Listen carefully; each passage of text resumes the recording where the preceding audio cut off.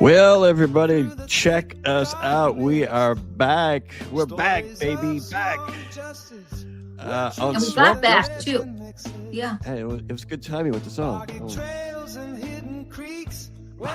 Body Trails and Hidden Creeks. I love that song. It was fun to write.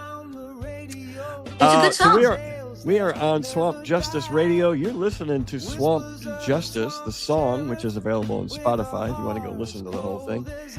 I am James Seidel from Crime Cask Investigations, along with the wonderful Super Woke News. That is Elaine Greenberg. Go check her out on X. Wait a minute. I became Jewish? I'm Elaine Greenberg? Did I say Greenberg? You did. Yeah, I'm pretty sure I'm not. Let me check. Let me double check. Maybe I'm having a stroke. No, I'm not Elaine Greenberg. Greenberg. It tells you about my day in the last 24 hours. Okay, so Jim, what's going on? Greenwood. With Super Woke News, it says it right on the screen. Are you as an Israeli, what do you call them? Mossad? Are you Jim, we do not discuss that or any of our aliases. Stop it. Now listen, so what's been going on with you? Spill the beans. Let your audience know what's been going on in the last 24 hours, 48 hours. Oh, 72 well, hours. Yeah. There's a lot going on, and it goes back to our case that I avoided forever, which is called the Beach v. Parker 392 case. And yes, you were right. I should have gotten on this case a long time ago, but I didn't. But hey, as they say, better late than never. I'm here now. But Jim, no, you know the words I were right. Hey, I'm back. Anyway, I don't want to be right. Makes no difference to me whatsoever. But the other case that you need to get on is the 298 case. Same year, 2021, CP. So the 298 case is a case that attorney Eric Bland, who is currently being investigated by the Office of Disciplinary Counsel by the South Carolina State Supreme Court, he filed that case with whom? He filed that case. Here is since I just happen to have it right here. This is a case caption. This thing was filed on September 15th of 2021. He represents Tony Satterfield in his capacity as the personal representative for the estate of Gloria Satterfield and Brian Harriet. And this is a lawsuit against Richard Murdaugh and Bank of America. And I'm holding in my hand. I was holding in my hand. Richard Alexander. Yes. Okay, so this is just one of the pleadings this is an amended complaint that Bland files on December 6th of 2021, which December 2021 that was 3 days after the 392 case. A busy month. I got to tell you, really busy month. But the exhibits in this. 5 days after Liz Farrell posted her story about the 392 case, which hadn't even happened yet, but. Okay, but there's exhibits through T, exhibits start A, B, C, D, E, F, G. So there's a lot of exhibits in here that really outline what the heck was going on. And I think it's a case that we should dig deeply into after we get done digging into the 392 case. So let's go. Well, hold on. What? The 298 case. Yes. I've went to the public index in the 298 case. Did. And I have put in that 298 case. I put in the full case number. Yes. And it does show up. It shows up Eric Bland and all these people. And but the problem is when you click on it to review it, it just goes, a 405. Whatever you're looking for isn't here. 404. Right. Yeah, maybe I am having a stroke this morning. I don't know what's going on. Don't do that, Jim. My medical advice to you is don't do that. I'm kidding. Yeah, don't have a stroke. Okay. Yeah. And so it's not available. So what you have is gold. I seem to be the only one that bothered to pay attention to that case, which is often the case. Anyway, so I have a lot of, you can see, this is some of it behind me, but I have many of the documents what I liked about the case originally was Eric Bland attached a lot of exhibits, and I'm a big fan of exhibits because, see, I never want to make content based on gossip or my feelings about things. But if it's something that's filed in a court of law under penalty of perjury, I'm there. I'll talk about it. So there was the October 5th case. I mean, the October 5th filing had a lot of exhibits, I think, and this December 6th one was a treasure trove.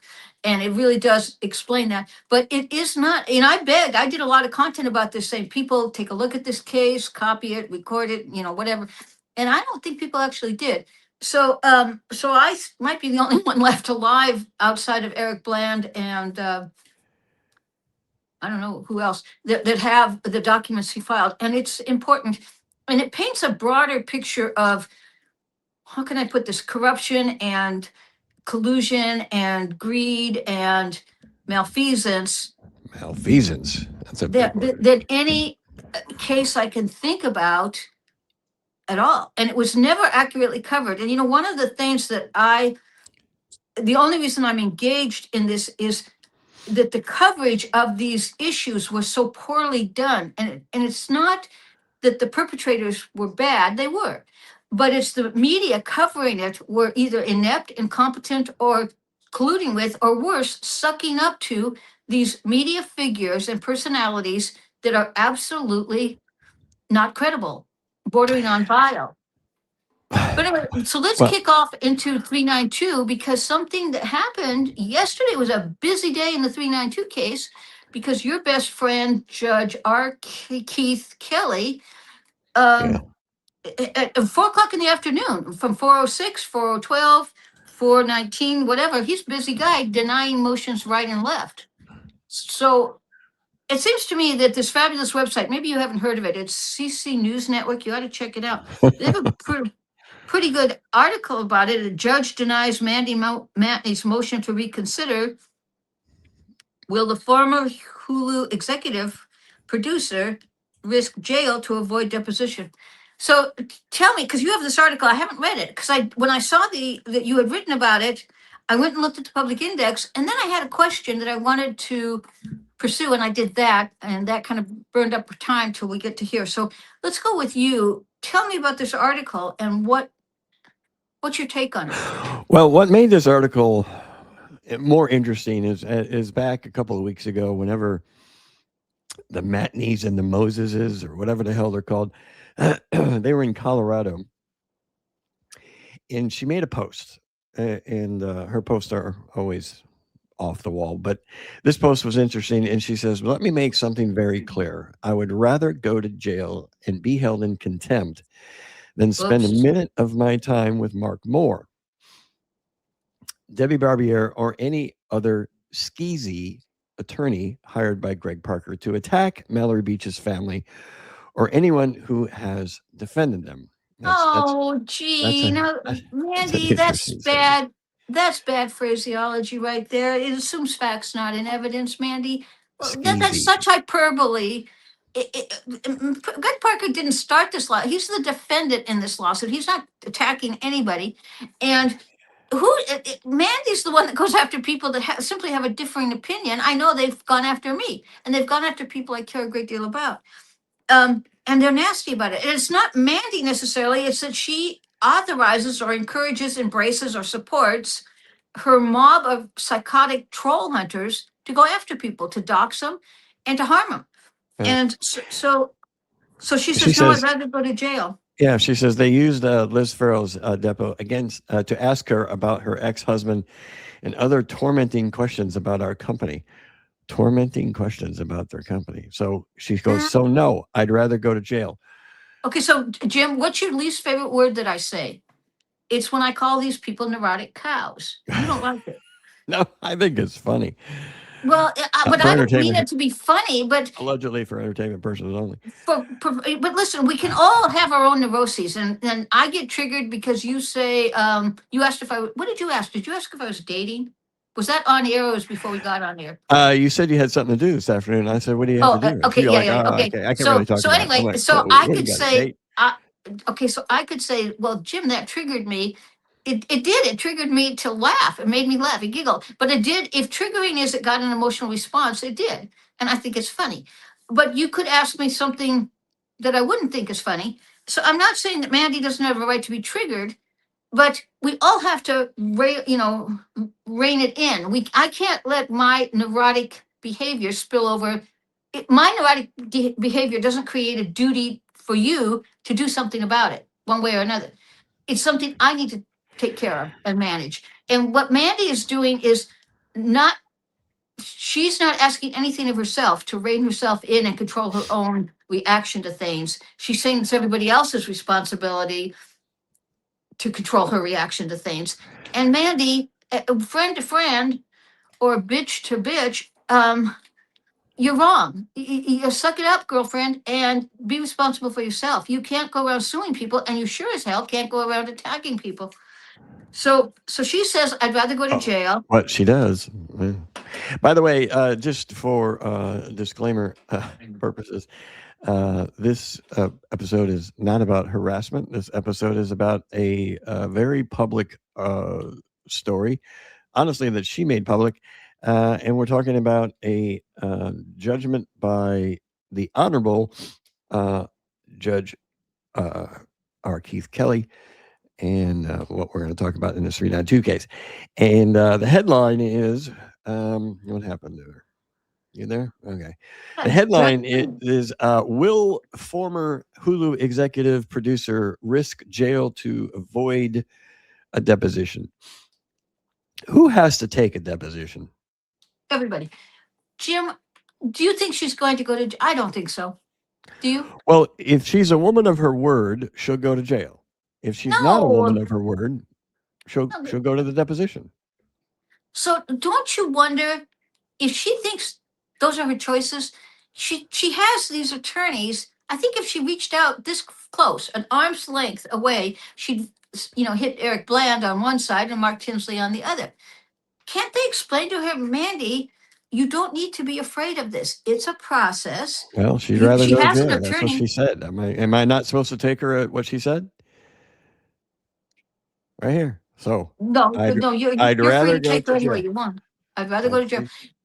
Well, she only said it though to a couple million people. How many followers does she have? She didn't say it to everybody, just 20, a few 100,000. So, so she'd rather go to jail. So either she's a woman of her word and she'll go to jail. First they'll find her. First they'll have a motion to the judge will order her to, and then she won't do that, and then he'll fine her, and then there's civil contempt, and then jail. So there's some time in this, but if she's not a woman of her word, she will be deposed sometime between now and Monday, March 30th. Yes. So we'll see. But this is the deal. Mandy, all you have to do is you get one of your attorneys. Now she's got this attorney, Rebecca Lindahl. And so we've seen a little bit of her. I'd never heard of her. She got her BA from the University of Virginia. She went to Wake Forest School of Law. Arthur, my ex-husband, graduated from Wake Forest Baptist Medical Center. He did his he graduated his residency from there, or he did a residency there, an OBGYN residency. So anyway, she graduates in 2003, goes into private practice in Charlotte, North Carolina. But she lists as her bar association number, a South Carolina Bar Association number. So she's admitted to practice in South Carolina. But I was thinking, all we know of her, as far as Charlotte's right on the border.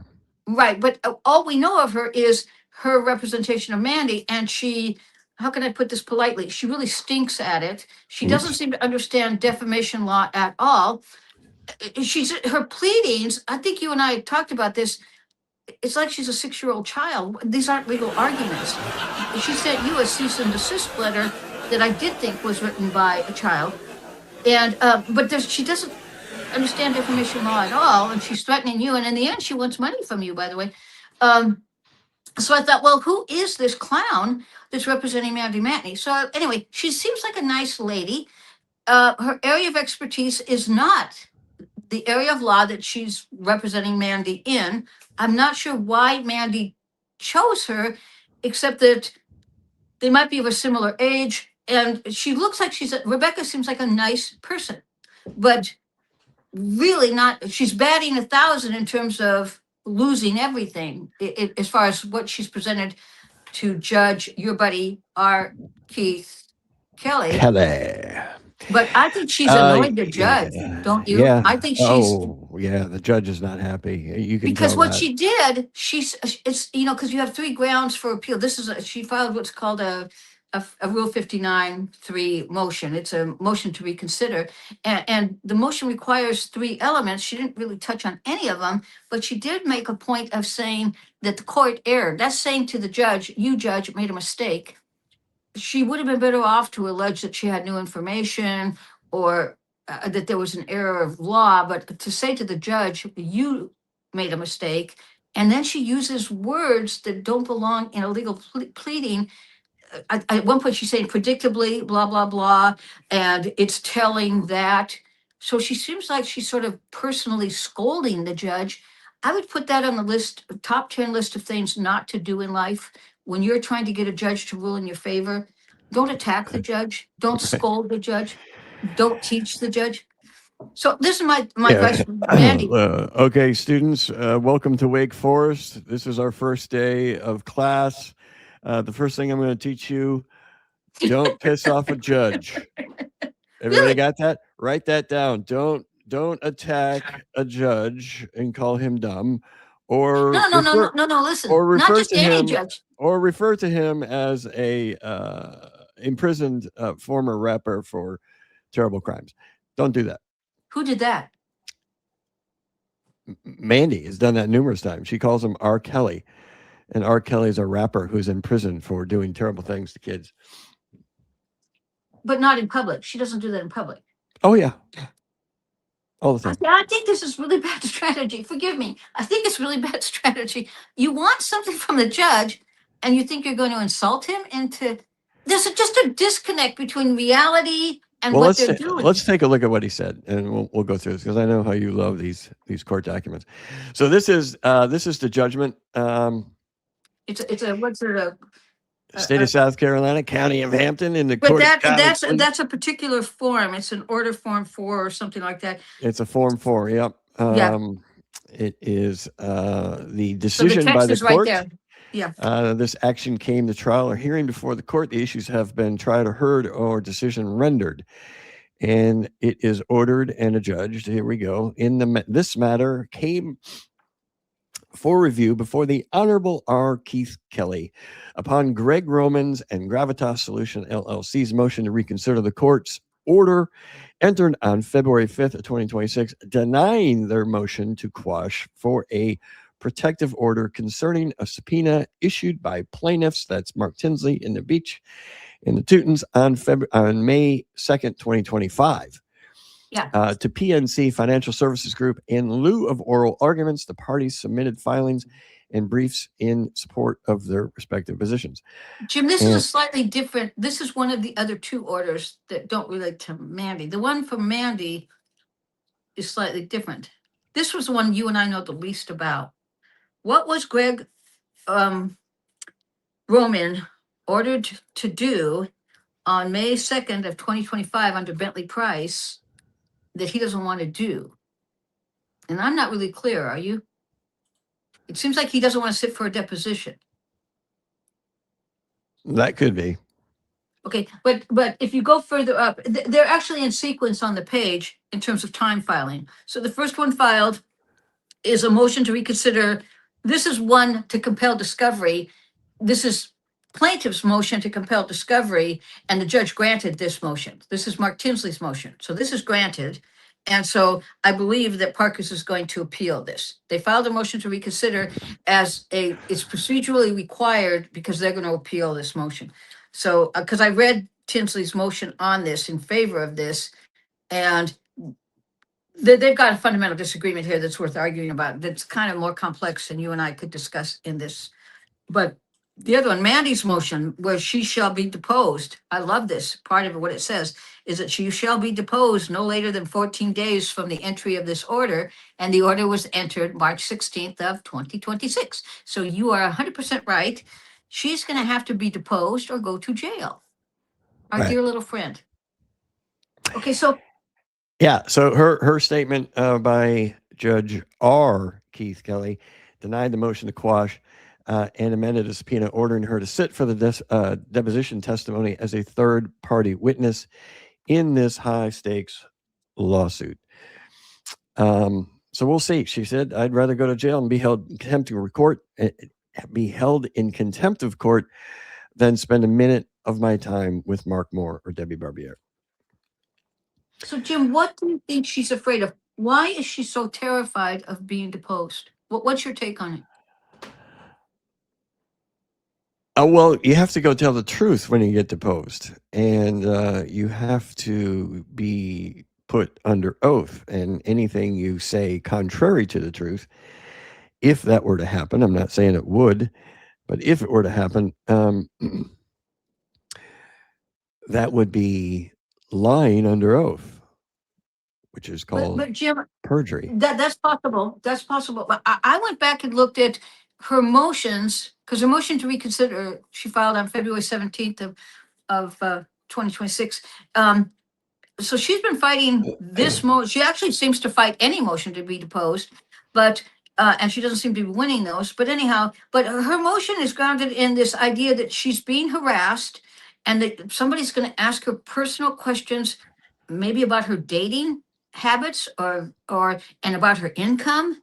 And I thought, well, why are those things? See, I decided to give her the benefit of the doubt that what she's claiming, or what her attorney, this Rebecca Lindahl, is claiming, is actually meaningful to Mandy. That maybe she's not, I don't think she views herself as a liar. So I don't think that's what the problem is. I think the problem is that Mandy there's something she absolutely would risk going to jail for that she is not going to be forced to answer questions on under oath. And could it be something that she might have to go to jail for anyways if it's exposed? I don't know. Maybe she did something illegal. No, I don't know. I don't know. I don't know anything. I've never any evidence. I think that I've because lately I've had to review a lot of stuff, and going back and looking at it, going back to let's say June 7th of 2021, I think there were a lot of things that were sketchy. But Suzanne Andrews was involved in that conduct, and so were other people. And so it's not just Mandy. So I'm tired of us saying it's just Mandy that acted like that. Will Folks acted like that. Liz Farrell acted like that. Jen Wood acted like that. A lot of people acted like that. So to me, I don't like the, not that I know of, not that I know of. I don't, but it's the conduct that I don't like. It's not the people, but I really don't like the conduct. So I thought, no, I think there's something more to it. And I think Mandy does see herself as Joan of Arc. I don't think she sees herself. It's something else. She pulled up the Shield law, the South Carolina Journalist Shield law, and qualified reporter's privilege. So she just tried to take a blanket about everything as reporter's privilege. Well, the motion to reconsider says that Rebecca is critical that Parker's didn't present evidence to the standard of clear and convincing evidence that she wasn't a journalist and wasn't deserving of this shield protection. But the fatal flaw in that, Rebecca, just my opinion, is that you were at a hearing where Parker is saying that. Apparently you sat there numb and dumb and didn't say anything. And then later you're going to memorialize this in a document and say to the court, hey, you remember that? Well, they're wrong that they did it. Well, sweetheart, you were at the hearing. You should have objected to it in real time in the moment. And she didn't. I don't know if it was a valid argument or not, but the court, Judge R. Keith Kelly didn't find it compelling. He says Mandy has to sit for this deposition. But it's not like she's being put on the rack and tortured. Why does she view it that way? There's this disconnect from reality. Hey, by the way, just to toss this in there, there's another case where Alexandria Stasko, a woman alleging that Mandy also attacked and defamed her, she's in a lawsuit with a lot of people and wants Mandy Matney to be deposed in that particular case. And that motion to quash and her motion to reconsider, both of those were denied, and she has to sit for that. So she's got two upcoming And do you know how we depositions. know about that being denied is because one of the things I wanted to see was what was Parker's response to Mandy's February 17th, 2026 motion for reconsideration. They didn't file a motion in response. The only thing I could see that they filed was that order denying that from that other case. They filed that. That's filed, I think, on let's see, Mandy filed hers on February 17th. So I think on February 24th, if you look at the public index, Parker's files that exact denial in that other case. Yeah, they But did. there's not, okay, but it's not attached to anything. And it's been filed so many times, you can't even read the case stamp on the side of it anymore because it's been Yeah. filed again and again and again. Well, what they So- said was so again- that Mandy Matney has not demonstrated she qualified for the privilege, and that even if the privilege is applied, it does not provide blanket immunity from sitting for a deposition. Instead, Parker's argued that any privilege must be asserted on a question-by-question basis during the deposition itself. Can you imagine how long this thing's going to last? I bet that's going to be No, 2, it's 3 not. days. It might not be long. No, not at all. Oh, I It guarantee depends you on it's what going she to be long. says. Well, here's the deal. If both attorneys are doing a good job, they're going to sit and they're going to have questions. And then depending on what she says, they may have more questions, in which case the deposition could go on longer than they planned. But generally, you have a plan for where it's going to go and how many hours it's going to take. But you have to be fluid. You have to be thinking on the spot. It's like the conversation you and I are having right now. We're thinking on the spot. We didn't rehearse this. We didn't plan it. We didn't coordinate it in any way. So the We don't have conversation it may go scripted. slightly different. We don't have it scripted Not at like all. other people. Okay, let's admit it. We can't read or write, and that's why it's not scripted. All right, Anyway, here's here's what's the deal. important. Okay, go ahead. What? Well, anyway, so I don't know how long the deposition will go, but all Mandy has to do is get somebody like me I'm an active listener. I'm gonna listen to what's being said. I'm going to object to her answering the question. If it's not calculated to lead to the discovery of admissible evidence, I'm gonna say it then. That's when it's appropriate to assert, for whatever reason, that she doesn't have to answer that question. It's with your counsel while you're being deposed. You can say it's irrelevant, it's immaterial, whatever it is. But I don't think Rebecca should be defending Mandy Matney at that deposition. I think Rebecca isn't, that's not her forte. She may be a brilliant woman, but so far in this case, no. I don't know. Her cease and desist was full of holes. I mean, her client constantly attacks me, harasses me. She's an admin to a hate page. I mean, it's the list is long, and it starts at 2023. And her little cronies, Sarah Glass, Zumi, and Ginny Jams, whatever the hell these people Did names you are. include that letter? Wait a minute, Jim, did you include the letter they sent you in this article? No. Did you include Rebecca Darling's letter in your article? I think your No. audience might like to see. Okay, well, that's up to you to do or not to do, but it doesn't, in my mind, it doesn't Zumi is also portray her David as- Larson. Zumi is also David Larson. You got another of one of her attackers, Julie Carpenter. She's Julie Sims, so she's from Florida, but she lives in Indiana. And yeah, Mandy's an admin. How about that? You want to talk about hate and harassment? These people, I'll tell you. Actually, Anyway, so here's what I about find was interesting about her attorney that you mentioned.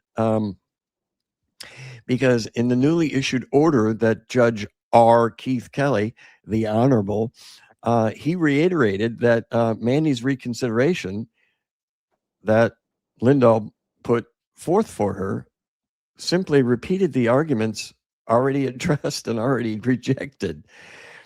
Right. So when you come in a motion to reconsider, wouldn't you come with something different besides the same thing that just got denied? I did. Yeah. Because the motion did so, not identify any overlooked issues or legal errors. So Right, Kelly ruled that right. there was no basis to revisit the decision. The decision's been made. Yes. So now, procedurally, what's the strategy here, Rebecca? You've insulted the judge, which I just don't think is a good idea. I'm sorry. I don't know Through anybody her that client, responds. her client Yeah, so- has, right. Right. So that's just a bad strategy. And you've got the law wrong. And if you want a real classic example of a really stupid cease and desist letter, And me writing articles about Matney is not harassment. You know, they're like, your webpage is solely for the purpose of harassing my client. I was like, listen, lady, not really. I've got No. 1,100 articles on here, and if there's 20 articles about your client, that it amounts to 0.018%. I mean, 004. Yeah. it's not even 1% of my No. total amount is about her. No. So stop feeling so grandiose, because this website, Crime and Cask Investigations Network, is about a lot of things, and not her. This has become, actually, it's your fault. It got me involved in this 392 case. Me? Yeah, I was thinking that the other day. Something came up where I was thinking, But I'm sure you feel this. You're at the nexus of. Go ahead. Well, when you do content like this, people contact you, and they contact you, with all kinds of stuff, and so you become sort of at the epicenter, not the epicenter of, but sort of this nexus of people that have different agendas and different, like what I noticed recently is how many people contacted me using an alias. I don't use an alias. I am who I am. I mean, I do use super woke news, but I'm super woke news, and I don't pretend to be anybody else, and I don't use another name or alias. Yeah, David Larson, Julie Sims, really? No, Okay. and I don't want to attack anybody. I want to talk about the process, about what's really happening. And so, and everybody, people are so, oh, my name was mentioned. Oh, no. Nor do I. But you know why they do it is I saw a post from Christine Avery, of all people, the Ginny Jams, whatever her name is, down in Florida, that these attackers get somewhere around $150 to $200 an hour to get paid to attack these people. Excuse me. Where do we sign up to do this? They get $150 an hour to attack people? Yeah. Do they have to have a particular person that they're attacking, or they just attack willy-nilly anybody? That's ridiculous. That's like people that get paid to protest, I hate Trump, and I hate whatever, I hate ICE, I hate whatever. They get paid to do that.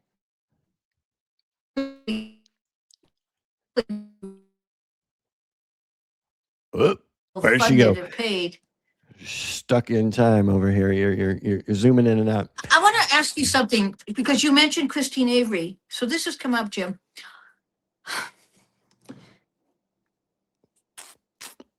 There are a couple of people that know exactly what that letter that was sent to Judge Newman said. They've seen the letter, or they know exactly the wording of the letter.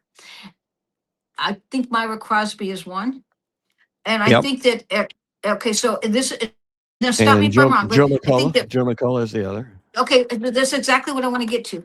So there was a point in time when Mandy is attacking Myra, or Cup of Justice is attacking Myra, I believe calling her a liar, especially about the time that Myra's book came out. And Myra could have defended herself by releasing the contents of that letter.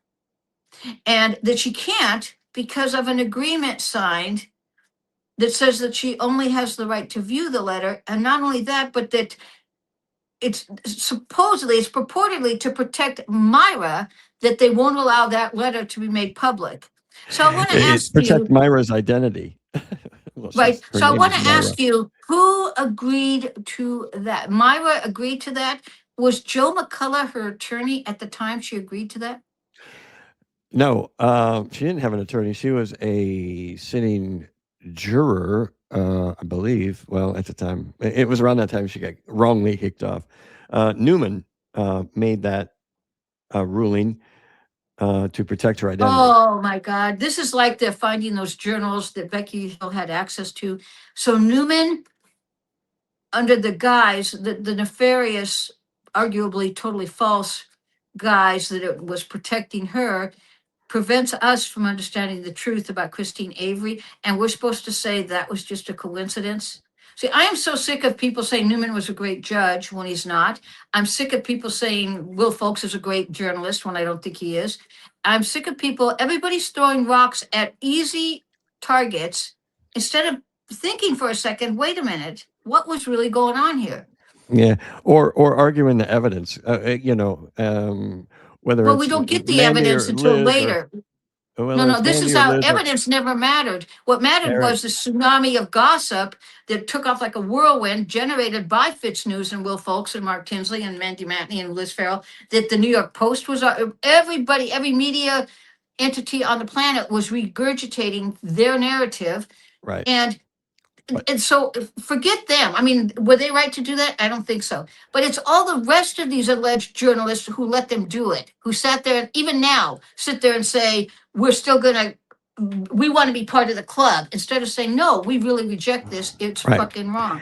But let's go back to Christine Avey for a second, because I did contact Joe McCullough back about a year ago. And it was part of a whole investigation of Juror 785, which is now Myra Crosby. And so I asked him, and he can't talk about the anonymous email in any form, but what I asked him was a hypothetical question. And the question posed to him was, in your professional experience, how common is it for an anonymous email to exhibit a writing style or skill level that might not align with the public persona of the purported author? I said, hypothetically, if someone known for subpar grammar and spelling were somehow credited with an email written at a high level of proficiency, can't even say that word, there's my stroke coming in again, could that suggest collaboration or influence from someone with stronger writing skills, such as an attorney or journalist? And his response was very interesting. He says, anonymous emails offer a fabulous opportunity for fakery and misdirection, and often are an artifice used to avoid a defamation claim.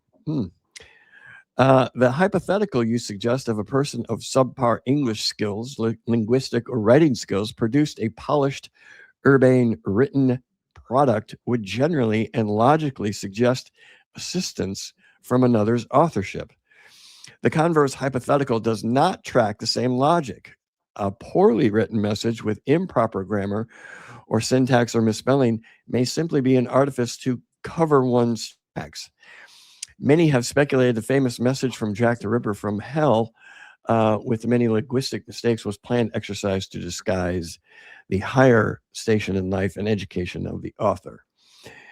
The expert commentary adds further weight to the notion that the anonymous email's possible polished nature could suggest some sort of external involvement, end quote.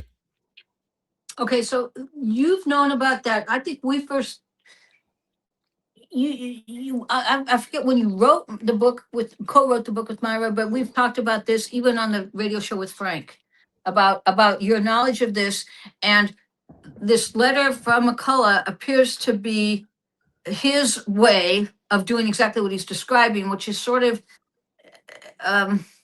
suggests that you're 100% right in what you're asking without Right. being able to be quoted as saying he spilled the beans.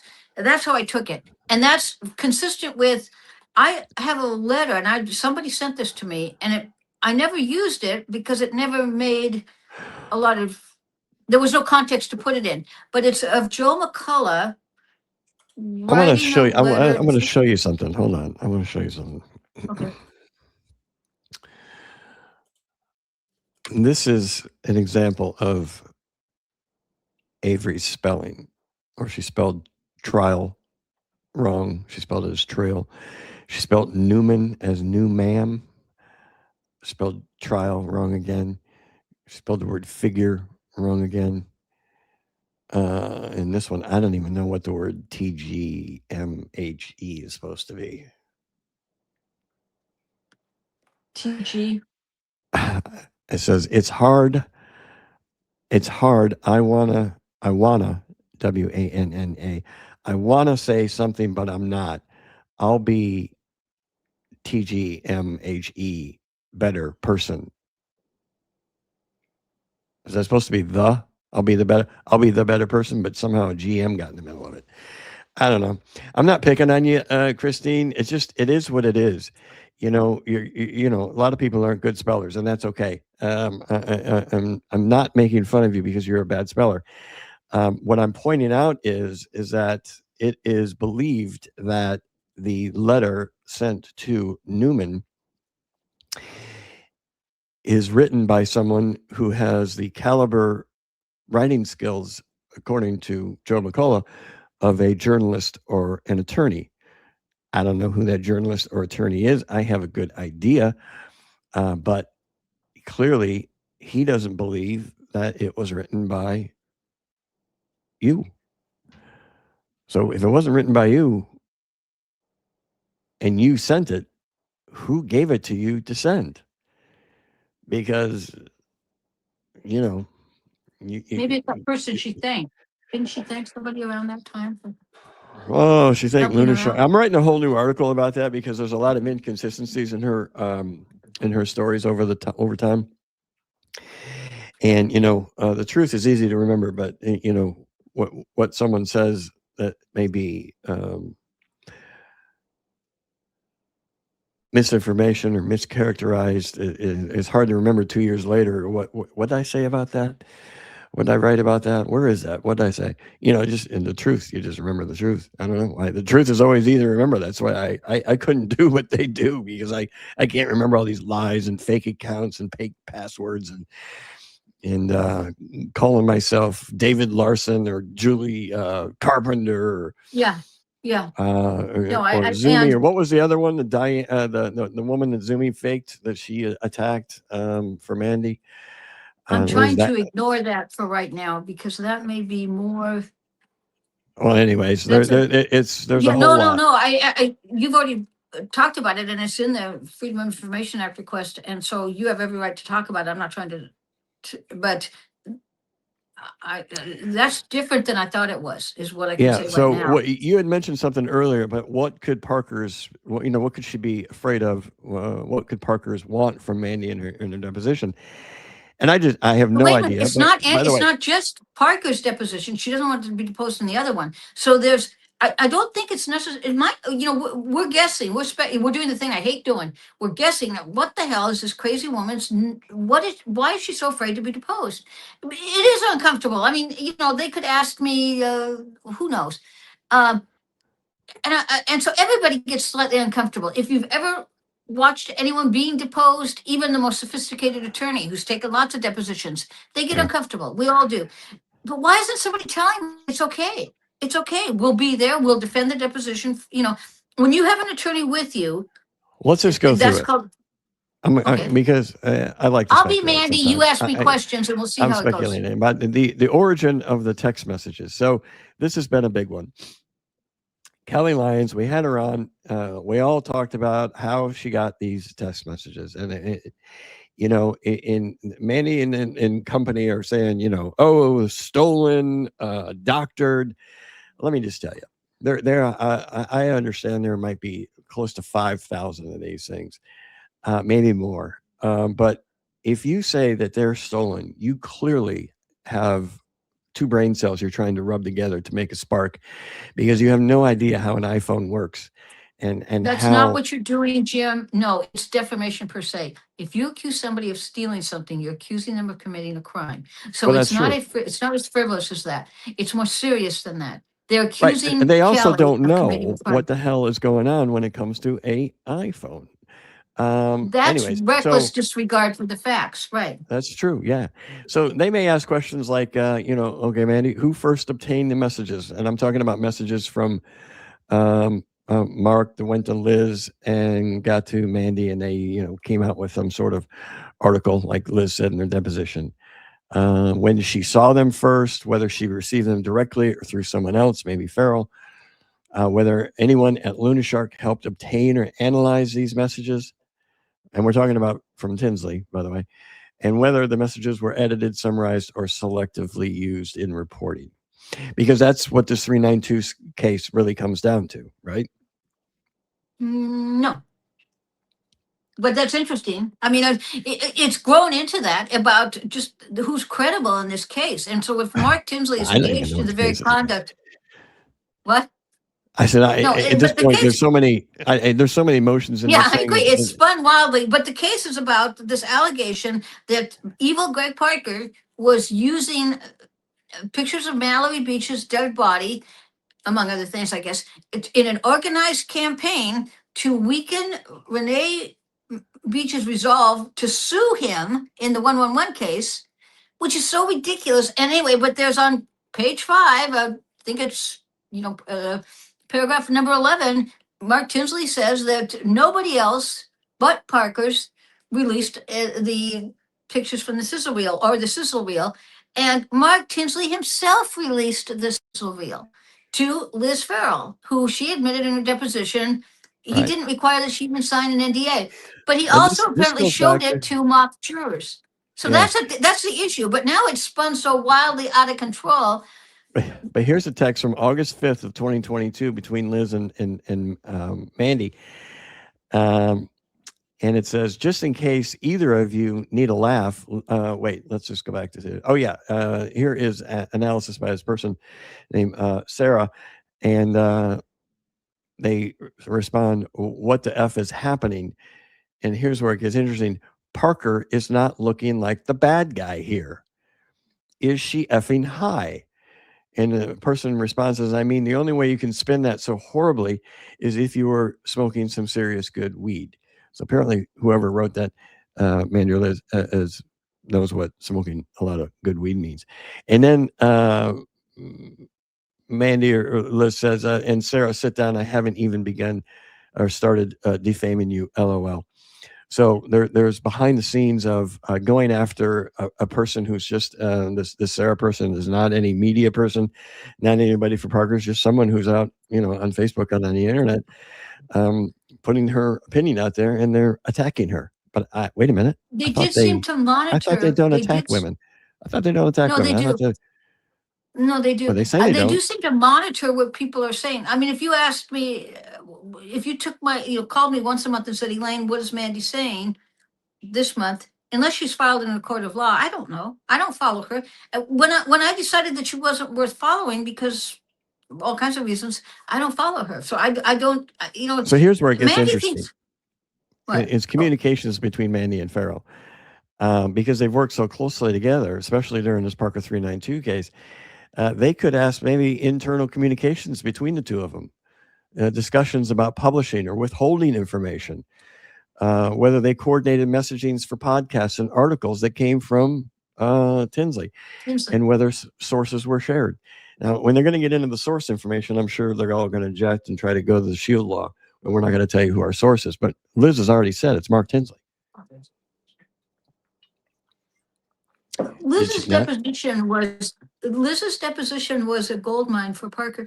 If I were Mark Tinsley, and I'm not, I would withdraw this case. I would say, look, it may be his downfall. We'll see. I don't think Parker's would let him walk away, though.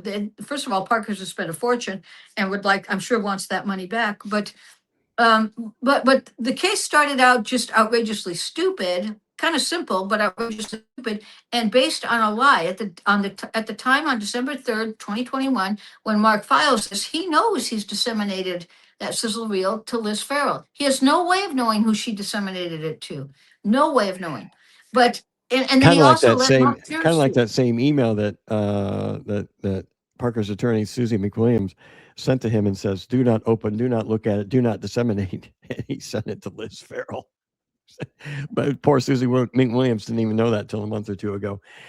That's just plain bad and wrong. And so, yeah, I saw that. That's got to be something that the ODC is probably not real happy about. But no, I don't think the ODC has the balls to rein in Mark Tinsley. This guy, you didn't get to be Mark Tinsley. Let's stay focused here when we're talking about sources. Well, I'm focused. I know if they get into sources, whether their sources were paid, whether sources were promised anonymity, whether sources had litigation interest, and whether sources were connected to the plaintiffs in the case. Well, think of who these anonymous people could be. We think we know. Maybe there are a lot more. And if some of Mark Tinsley's clients are also part of this troll hunters gang, I don't think that would go real well. I think that I think there's a client of Eric Bland's that very likely is the source of some of these troll hunters, and always has been. So, anyway, I don't know what it is that Mandy's afraid of, but she certainly is afraid of being deposed. But she's afraid of being deposed. Period. But Maybe the the other, Christine, you have in the article the Christine Avery letter to Judge Newman, whether Matney had any prior knowledge to this email, whether anyone connected to the Lunar Shark assisted in drafting or editing it. I don't know. well, there you go. Whether There you Avery go. communicated with Matney before the email was sent, whether Matney had communications with anyone connected to the juror issue, that could come up. I understand that maybe Avery and Sarah Glass could be deposed themselves, and this whole house of cards could come down if it were true. I'm not saying it is, but yeah, I think so. And I think that it was really stupid. People do stupid things like Zoom. There could be text messages sitting out there still that they don't know about. Oh, I'm sure there are. But coordination with plaintiffs' attorneys, editorial decisions, financial interest. There's a lot of things in the next 14 days that should be interesting. But in the recent months, you got Mandy along with Farrell and Eric Bland, who, as I've said before, is under ODC investigation, have publicly, criticized a wide range of people and issued what appeared to be multiple cease and desist letters. And those criticisms extend to the Impact of Influence podcast. They've gone after them. Actually, they've only gone after Seaton. They haven't gone after Mark for Matt. Wait a minute. Why do they never do that? That's sexist. But they did mention Seaton. She's a bad person, apparently. They mentioned Seaton. Mandy mentions Rebecca mentions it sweetest in that person February who 17th. Goes after the truth. Okay, but the sweetest person who goes after the truth. But like Mandy yourself. might not see it that way. That's fair for her to see it differently. But in that February 17th, 2026 motion for reconsideration, she mentions you and Seaton as two people specifically that piss her off, basically, or that if you look at it from her point of view, that trigger her neurotic behavior, or however it is. I think that what Rebecca was conceding is my client is a fragile, neurotic woman, and nobody on the planet is allowed. Nobody moved because Mandy might get triggered by your presence as a human being. Nobody expressed an opinion, or don't even inhale. Maybe I should create my own hate page for her. No, you should not, Jim. Just do what she does. I did me. No, Jim, too wrong. Can I do that? Can I? Too wrong. No, you may not. Hell no. I don't have the time. But I'm thinking about this. Zumi chose to use a particular person when she contacted Justice Jean Toll on January 14th of 2024. Although Lunar Shark says that she went to SLED, not to Toll, but that's wrong. Again, she went to the Attorney General's office, and I'd heard that she went to the Attorney General's office for the state of South Carolina, and she went to Justice Toll, and she did. But on January 14th, Lunar Shark said in their podcast today that she went to SLED. That's not true. God, they are always wrong. How are they always wrong? How can you always get it wrong? Because you're never held accountable. It's real simple. When you never hold somebody accountable, you and I care about being accurate because we hold ourselves accountable for what we say. And Mandy doesn't seem to. And it's always about her feelings. She's the epitome of what's wrong with DEI crap. Is everything's about her feelings. And well, listen. I'm so fragile. And here's who they have publicly. She's really publicly attacked about this 392 case. We have got. Will Folks, we've got Impact of Influence, we have got Jen Wood, attorneys Mark Moore, Debbie Barbier. She's attacked Alan Wilson of late, Attorney General Alan Wilson. Parker's founder. What is she saying about Alan Wilson? I'm not going to characterize those as attacks at all. It's not attacking Will Folks to say, hey, I was a co-conspirator and I know what the guy was doing. No, going after Seaton. Seaton is a public figure. She's a big girl. She can stand up. A sweet woman or not. Her Let me daddy's just an attorney. finish who in the hell we're talking about here before you start with the commentary. How about that? Because I'm Well, not you already done. had the The list. list is not done. Okay, I got keep Greg going. Parker on there and other journalists who I met when I was at in Conway for that hearing. Valerie Berline, the Wall Street Journal, myself, and the Honorable Judge R. Keith Kelly.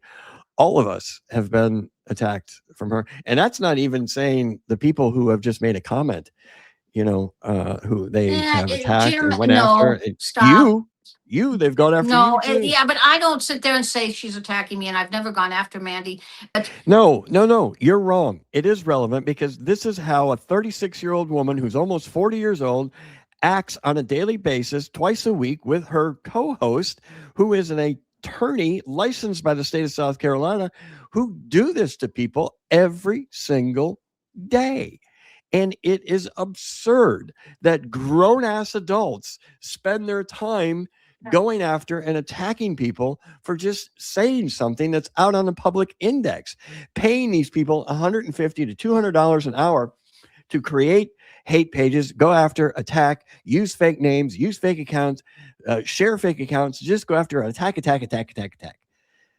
That is the crux of the whole thing. You're completely no, missing it. it's not. The No, crux of the whole thing is listen. this. Then you're approving of their actions, and that's okay. You go ahead. You Nah, approve of that's their a actions. false dichotomy. No, that's not going to fly Yeah. with me. That doesn't work at all. No, I think that Eric Bland's conduct in going along with that is outrageous, and he can be sanctioned by and should lose his practice, his license to practice law. That I totally agree with policy.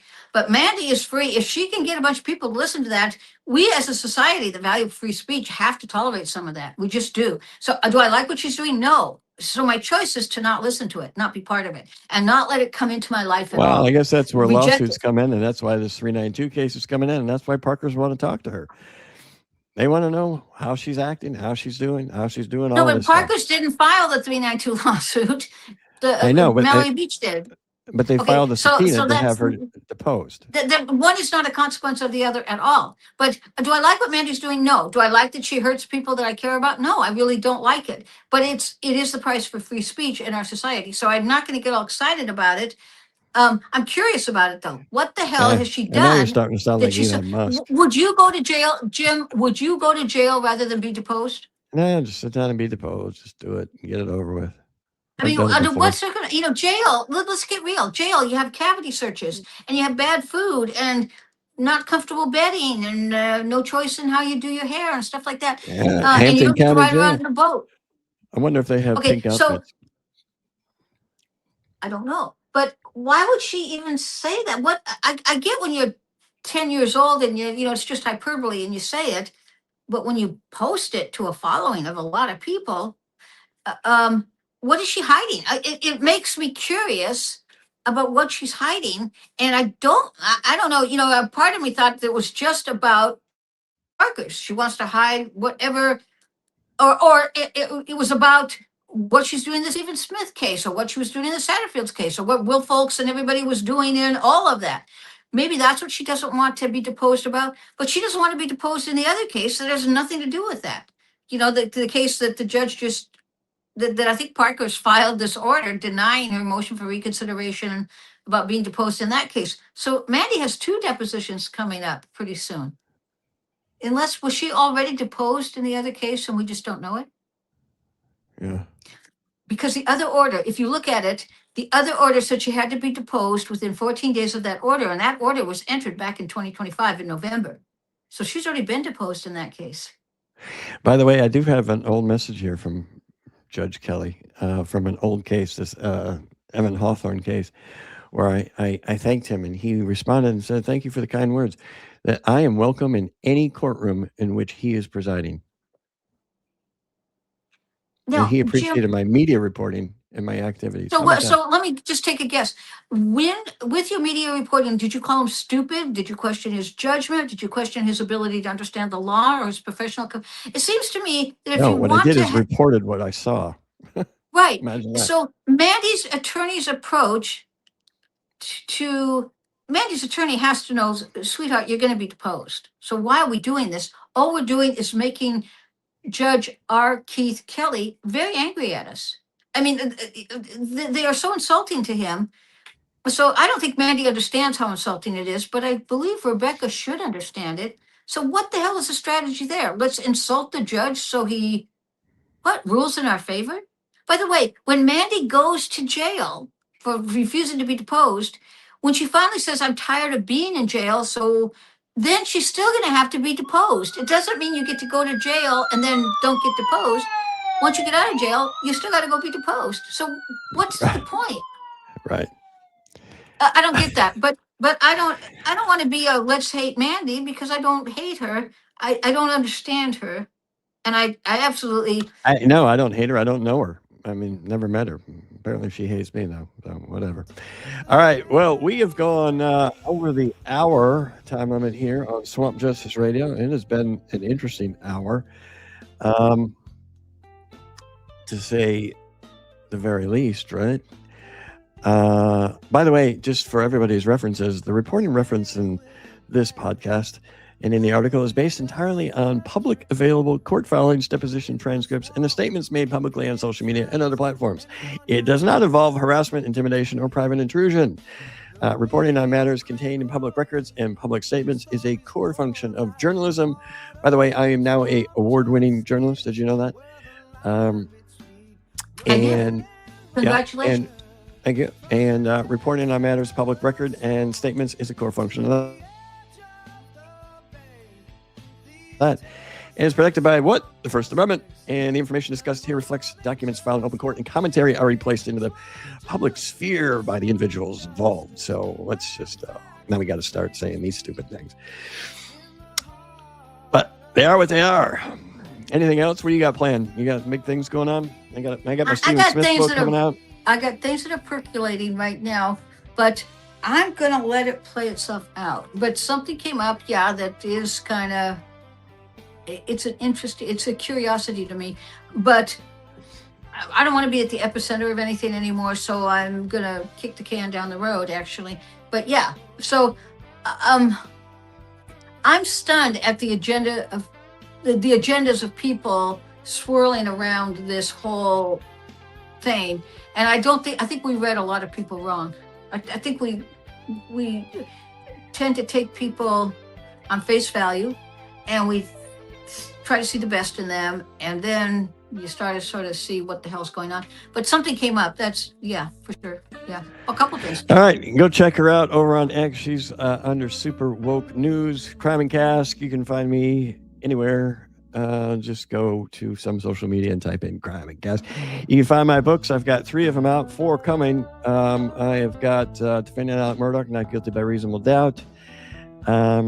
I've also have the Myra Crosby book, Because Enough is Enough. She is the Egg Lady. That is interesting because we've got Creighton Waters was promoting that at the Supreme Court. And then I've got Trumped Up, which is the book by the J6er, Josh Pruitt. It's a really good story. And then the 4th one is coming out, Heartbreak on Sandy Run Road, the investigation of the death of Stephen Smith. And I'm already starting to work on, I'm doing too many things.